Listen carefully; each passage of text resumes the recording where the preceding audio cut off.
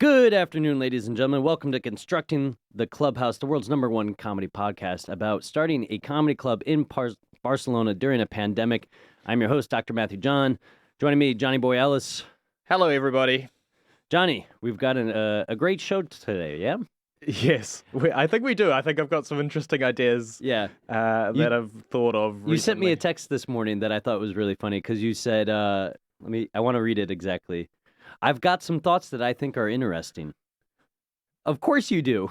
Yeah, well, this is interestingly enough exactly what the thoughts are about. Because what I've been thinking about recently is that I am very, very good at understanding my own perspective. Like my own perspective, I understand like not 100%, but probably 97%. I'm on top of it. And I would argue better than anybody else in the world. I would say way better than anyone else in the world. I'm incredibly good at understanding my own perspective, and it makes total sense. And I'm not only am I good at understanding my own perspective, I'm very good at advocating for my own perspective as well. So like whatever my wants are, I also have a little lawyer in my head that takes the things that I want and then sort of twists them into a logical, cohesive argument and makes that argument both to myself and to other people in the outside world. It's kind of a superpower how good I am at understanding my own perspective. But what I'm realizing is that I'm not very good at understanding other people's perspectives. Okay. Which is true for everybody to an extent. I don't know to what extent it's true for other people, but it's true for other people to an extent. What's funny though, what I've been thinking about is that my current perspective is almost the opposite of what my current perspective was 2 years ago. Okay. So 2 years ago, I was working You turned around. I'm just Did a 180. I just have different things that benefit me now, basically. And the lawyer in my head has now made very convincing arguments to myself that this is what it should be. So 2 years ago, I was working as a tour guide for a company, basically. And as like an autonomo tour guide, so it's like a freelance tour guide, effectively the same relationship that we have with a lot of comedians, basically. And I had this like combative me versus the company feeling. I'd like push back in my head, like any changes that wanted to be made, I'd be frustrated by them. Like they wanted us to sell more of the other tours because that was the way that they made money, and I was like almost angry about it because that would damage the integrity of the tour that I was doing. Right? They would want us to get TripAdvisor reviews, and I'd be like, oh, why do we have to do that? It's distracting from what I'm trying to do, which at the time was trying to get people to tip me money, which I thought was more important because it meant that I got more money. Yeah. Right? So they tried to raise the marketing fee, which meant that I got less money, which at the time I thought was a very bad idea. Yeah. Obviously. Okay. And now now I'm in the position of being the business owner. Now you've got the view from the top. Right, and a bigger picture, one would say. And I find myself in the position of wanting people to get, I don't know, like Google reviews for us. Yeah. And from my current perspective, I'm like, of course they should give us Google reviews. That's what I want. Yeah. It makes total sense that other people should do that because that's the thing that I feel like I want and what we need actually as a business to grow and to succeed. Yeah. And I also see the plethora of ways that what we're doing as a business is helping the people that work with us, which We're is job creators. Yeah, which is something that my boss would say at the time. He'd say, look, you're a tour guide, you do 3 tours a week, you make 150, 200 euros a tour, you barely work at all, you should be very, very grateful for the opportunity that I'm giving you. Yeah. And I at the time was like, no, actually, I think what you're doing is taking advantage of my labor in order to generate yourself this stockpile of gold that you're sitting on. Yeah. So how has this impacted your comedy club running skills? it hasn't. Comedy yet. club commandeering We're skills. we're not quite there yet. The other quick example I have is when I was running comedy shows at La Dorotea, which went really well. I was doing a show on Mondays and then a show on Friday nights, I think it was, called Dorothy Gone Wild. We were selling a bunch of tickets every week and it was successful.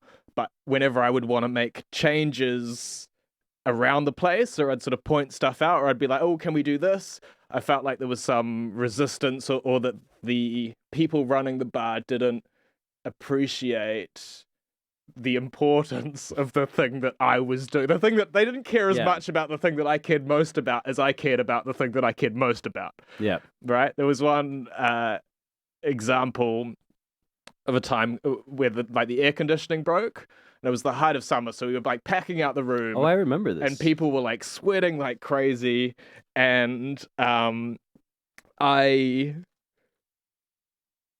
had been weeks that this was going on, and I kind of was a bit fed up with it, and I knew the show would be better. I knew it'd be easier to get people in if the air conditioning was fixed. So after one of these shows, it was about 1:00 in the morning, that I sent Will, the guy that was running it, a message saying like, and to my credit, saying like, what can I do to get the air conditioning fixed? Like, can we like How do raise we money help? for it, or Yeah. whatever it is?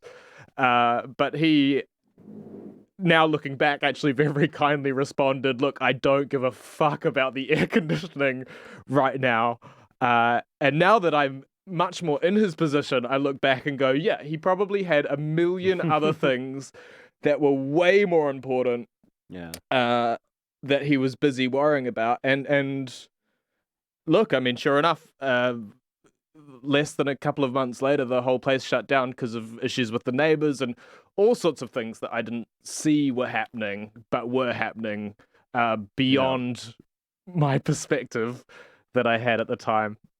So the question I wanted to ask you, and we can talk about a bit generally, is imagine a world where the clubhouse exists as it exists, except the only difference is that it wasn't us that started it.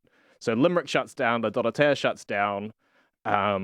There's a void in comedy, and two other people that are comedians start the comedy clubhouse, and now they're in this exact position. Yeah. What have you been up to for the last couple of years? What do you think of the clubhouse? Are you running shows here? Are you running shows somewhere else? That's a great question. I love that. Boy, if we had to imagine, I mean, it would have been Noel and Hannah likely to have started a club. Mm-hmm. They were like the runners up. I bet I would have ran shows with them. I mean, just generally, I tend to like jump into the fray and volunteer and help and work. So I think I would have, but I think I would have ran shows with them. But would Hannah have let me? I don't know. Who knows? I don't know if she would have been as gracious as you are. Yeah. That's not really the style that we're trying to accomplish here. What do you think the other name would have been? They would have called it, I don't know. Hush Hush. Yeah. I don't know. Silencio. Do you... Yeah, because like you wouldn't have had to have run shows at this alternate universe version of the clubhouse, right? Not necessarily. So let's hear no limericks, no Dorotea. I guess I'd still probably be running shows out of Craft. Maybe I would have moved up to different venues. I probably, I think I would have just kept trucking along more or less the same. Because you had a pretty good brand going with Bomb Shelter. We still use the Instagram page, and it's got thousands of followers and stuff like that. Yeah, but I mean, I probably would have just kept up that pattern of mine where I start, like every 3 months or so, I start another show or two, and then through time Bomb Shelter stays, but the other shows end up closing bars. Keep it. Yeah, you did have a curse on bars. I think we've maybe broken it with the clubhouse. Who knows? Maybe we'll just have to change venues every year or so. No, I'll run shows. I'll close out other bars. Don't worry, it's still going large. Actually, no, I just have I have another hit on under my belt. I did the show I did in Sofia, Bulgaria They're gonna close soon. Oh, really? Yeah. Oh man, that's Well, they're changing ownership, and the lady that owns it is not happy with the place. That will go nameless. I'm not sure if I would be running shows at the clubhouse or would be wanting to run shows at the clubhouse. I'd like to think that I would have, in that 2 years, built up like my own brand enough that it kind of wouldn't matter either way. That I could run shows at like any other bar and get 100% of the money and Yeah. uh, I 10% of the bar or whatever I was getting for the Dorotea. And I bet we would have done a combination. We'd be like Louise, where you run some shows at some bars and some shows here. You work things out. You try to help where you can. yeah, I'm just trying to figure out in my head what I would have complained about, right? I Because I imagine this hypothetical alternate Bizarro Clubhouse, the CBC Comedy Bizarro Clubhouse, would be better ran in some ways. in I think some ways, yeah. I think it would be probably it would have been nicer, but I think it would have been way more expensive. The shows that they had, they probably would have started out at €10 tickets and I think I still would have €5 been able to find beers. stuff to complain about. Oh, I for think sure. I think kind of still would have been a pro at walking into the clubhouse and running my show for a few €100 a week, and then pointing out every little speck of dust Yeah, and dirt. but that's why I'm so like I think generally the thing people complain most about here is maybe money issues and then like just the overall aesthetics and quote unquote quality of the place, right? Hmm. So if you assume different owners would have prioritized that stuff at the start rather than just getting off the ground. Maybe Um, we have to assume that they had as little money as we had. hmm. Well, that's the thing. I Probably in as this world, I think that no, they'll have had the 100K to got a bigger place with a proper license. yeah. I mean, even if they had the same amount, they probably would have weighed the aesthetics Higher. higher than we did, Yeah. for sure. So I won't be able to complain about the aesthetics. I'll tell you, if the bar is not in a separate room from the showroom, I would have complained about that. I don't personally care so much about lighting and sound, though I'd be prickly, perhaps. Um, just because, like, it's a very easy thing to complain. If you ever have to work with now like a standalone amped speaker, Hmm. kind of like they have at the old Imperfecto, it's terrible. Like I would complain about the sound. I think Yeah. I hate a short microphone cord too. What else would I complain about? Generally that, and then maybe not being welcoming enough or being again this like in this imaginary. I imagine it's Hannah and Noel running stuff, and again their insistence on higher quality. Uh, I think I would have been like a champion of the losers that got shut out. You very, very well might have. You would have, yeah, found the dirtiest, most disgusting bar in Barcelona and been like, this is where we're doing comedy. All right, yeah, all right, kids that suck at comedy, come with me. I'll be the Pied Piper of the open micers. Free comedy shows or trying to get donations, trying to charge people. What would I be doing? What would you be doing? Probably free show donation shows. Uh-huh. I always like that system. You Yeah. don't. It doesn't. It actually doesn't provide for better shows, but like because when people have skin in the game, they show up having bought their ticket ahead of time. That's always the best audience. But I like the idea that you're performing for your wage, and it's like, no, just show up, and then I'm gonna do my thing, and if you like it, give me some money. Yeah. I love that. I like the I don't know, symmetry of it or whatever. Yeah. I kind of think I would have maybe been doing bigger rooms or different rooms or more like theme style shows, but quite likely I would have been doing like an open mic on a Monday, let's say, and then a showcase show or like a Dorothy Gone Wild style Yeah. show on a Friday or a Saturday. 50, 60 seats, that sort of number that you can, if you market well and you have at that stage, would have had a few years experience with show running and show marketing, you can probably pack out Yeah. every week for €10 a pop. Maybe you spend a couple of €100 on advertising, €100 paying the comedians. You're walking away with possibly €300 a week from that. Not bad. I think I would have kept tour guiding, just 2 tours a week, just casually, another 300 euros a week from that. Oh man, yeah. So I guess in this alternate universe, I still have that old editing job. Probably. Yeah, what would you do with all the money? What would I have done with that money? Nothing useful. I'm sure nothing useful. Yeah. I'd like to think that I would have invested more in my own personal career, right? Toured a little bit more, spent more money on, I don't know, websites and bullshit like that. But I just knowing myself, I don't know that that's would have been very likely. Yeah, it's easy to see all the things that I would have done, but I also might have just spent the whole time being a piece of shit. Yeah. I could very likely would have just done that. Would have just kept, I don't know, doing 4 tours a week and smoking a lot of weed or whatever. Anyway, I think it's interesting that to be aware that other people have perspectives. Well, no, I'm just trying to be aware of Oh, how you were I so close, Johnny. I was thinking a little bit about like how I would have felt towards the owners as well. I think I would have been a bit jealous. I think I would have felt taken advantage of. I think if I had a show cancelled, I think I would have felt that it was very unfair, or they didn't see what I was doing or creating. I like to think I wouldn't have been that way. I do, but that's probably narcissistic. I would never feel like that, right?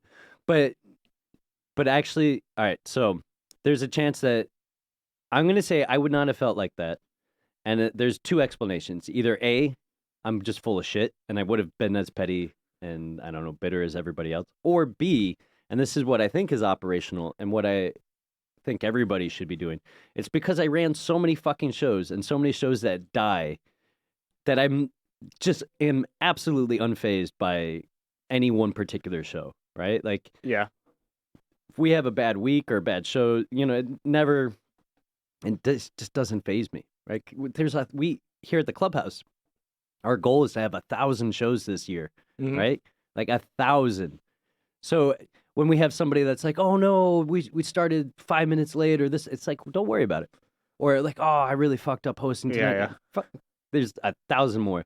Well, you're much better than me at not getting bogged down on any individual show. Yeah. I tend to, on a week-to-week basis, panic. I'm not panicking about Saturday now, by the way. We've sold, I think, 14 online. Okay, good. And I think Bomb Shelters tonight's going to be fine as well. Picked up. I need to get Kyla to post about Bomb Shelter tonight. Yeah, that would be great. It's really good. I mean, the clip is really good. People like it. Good. The wrestling thing. So it's people are responding well to that. Good. Which is nice. To go back to, just to like hammer this point home a little bit more, because the people that listen to this podcast do run shows. But when you were saying like if your show got canceled, how upset would you be, and this or that? And again, this is an attitude that's built on having many failed shows in the past. It's like, don't worry about it. Just start another mic. Like. Yeah, I think in that case I would use my anger and frustration and surety that they were wrong about me and my show as a fuel to drive me towards something else somewhere else. Well, that's how growth happens at the macro level, right? So way back in the day, how did it go? So there was Just Kidding Barcelona, and then Kraft started with Vincent Valentine, started doing their stuff, and then Just Kidding went high class. They started working out of the collective, started running really amazing shows, right? And then I would like to say that Kraft stepped up their game. They hired a new host, aka Dr. Matt. And it got slowly more, professional. And then JKB fell apart, and then Hush Hush came. So each iteration has been like, I'll show you guys. I'm gonna make a really good fucking show. Right? Yeah. So, and I know that like we opened the club, and I think it remotivated Luis to run bigger and better shows, and now he's very proud of himself for having the largest show. With Failing in Love in whatever theater that is, because it's cheap, but and more ambitious shows as well, right? So like the Purge is huge that they're doing, and like the Ibiza shows have come along as well. What would be really good is to admit which shows make us jealous. I don't know. I don't really want to say today because I don't want to give these people the satisfaction. But I mean, Drink Drunk is something that's really, really special and has like a very dedicated following to it. I actually think a couple of things, and like Bard House as well. I know it's not a comedy show, but there's people that every single month are like, or whenever it is, every 2 months. yeah, Less frequent shows, but people like really, really look forward to it. And they're like, oh, the next Bard House is coming up. Obviously, The Purge man. is good, and the fact that they've now gotten roast battles, they're now officially Yeah. roast battles Wait, can we Barcelona. announce that? I think we can. He's announced it. Has he? All right. Well, let's give a big shout out to James, man. Yeah. Fucking great get. Mhm. So he started with The Purge. It's big. It's a roast battle show. Then reached out to the folks in LA. I can't remember dude's name. That run Roast Battle International and actually got Barcelona to be the one of it's Barcelona and London, and that's it for Europe. Yeah. Suck it, Berlin. And it's just huge because also we didn't mention this when we met with James, but now it's absolutely clear and fantastic. If we were to do our comedy festival, right? In the past, we have connections to the guy that books Montreal's Just for Laughs, and we have connections to a lady that owns a club in L.A. And the idea is that if we have a comedy festival, we'll have a competition for touring comics, and the winner will get a free trip to L.A. essentially, and maybe and everybody will get looked at by the Montreal guy. But now, if we can work with James, we can also have one night of that imaginary festival be an official big time roast battle fucking finale. Yeah. And we can invite people from LA out. Maybe even a Mr. Jeffrey Ross, for instance. That'd be huge. It would be enormous. Yeah, James is really good at connecting with people all around the world and making stuff happen. He's a PR marketing guy, right? And it shows. Well, and there's like a class thing that I always think about with this. And I'm if James, if you're listening, I apologize if I fucking butchered this explanation. But James, man, he shoots for the stars. He works. There really seems to be like class differences, and he's working at a high level, right?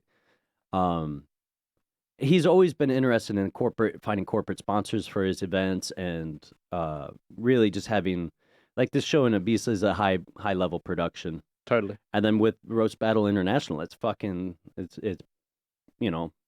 of big time in it. Yeah. So shout out to him. I just find it interesting in a class sense because it seems like, people in the upper classes, they get shit done and game recognizes game, and there's a way to get into that it's like a stratosphere. Like I don't know how people are going to feel about name dropping, but like Belinda doesn't take poor clients, she's a badass at what she does, recognizes that, and only takes, big ass accounts. And I just find that interesting because to live and operate in that upper level, it takes a lot of talent and work, and I don't know. Congrats to James for thriving in it. Absolutely. On slightly on that topic, and also on this topic of perspectives, I hope he doesn't mind me saying this. I don't think he will. But sometimes you get glimpses into other people's perspectives, and you're operating at maybe like 25% understanding where somebody else is coming from, and then sometimes there'll be one thing that comes through, and you'll be like, oh wow, our perspectives are 100% different. Yeah. On this particular issue. So when we had the meeting about this roast battle thing, one thing James said as a joke, basically, but was we were sort of suggesting that he become a member of the Creators Club, and he was like, "Oh, right. that's how you're going to get money out of me," type thing. Yeah. And whether he thinks this or not, it never occurred to you. It never occurred to me that's what we're trying to do, really. And I would never, and categorically don't want to push anyone into the Creators Club. I want to create it in a way that people look over and be like, wow, that is such good value for me to be a member of. Yeah. For 35 euros a month, podcasting studio, workspace, everything. My perspective is like co-working spaces go for 250 euros a month. Yeah, well, now you sound like Will. right? What example did you have where, oh no, the tour guiding, you are lucky to be having this deal. You Yeah. are fortunate to be allowed to work here. But that's my perspective. If Yeah. people don't see it, then that's okay. I think with the Creators Club, I think people should see it, and I think if they don't, then Yeah. eventually they will. But by the time that they do, the prices will have gone up. I got two things here. One, I love that this is the episode that we're gonna, in 10 years' time, we're gonna be able to turn back on and say, this is the moment that John grew up. Like recognizing other people's perspectives and like taking those in, and like, I mean, really, I think that's the hallmark of maturity. I have a whole theory about that the definition of maturity is caring about others. I think I'll look back at this episode and be like, man, what a tool. What an asshole. Knowing you, John, you're gonna look back and be like, yeah, I was right. No, that's not what I think at all about myself. In fact, if anyone's watching this and thinking that guy sounds like a real douchebag, rest assured, I agree with you. I'm just not there yet. Give me like 18 months and I'll be like 100% on your side. I forgot my second point. Sorry. What were we talking about? The Creators Club. Oh, right.